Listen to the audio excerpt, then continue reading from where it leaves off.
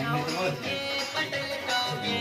बाबा don group के छौड़ा छौरी तोरा पटेल कहोगे के मिथिला ग्रुप के छौड़ा छौरी तोरा पटेल कहोगे सदाम पटेल कहोगे ये छौरी दुलार पटेल कहोगे विष्णु पटेल कहोगे छौड़ा ब्रह्म पटेल कहोगे जौहरीला ग्रुप के छौड़ा छौरी तोरा पटेल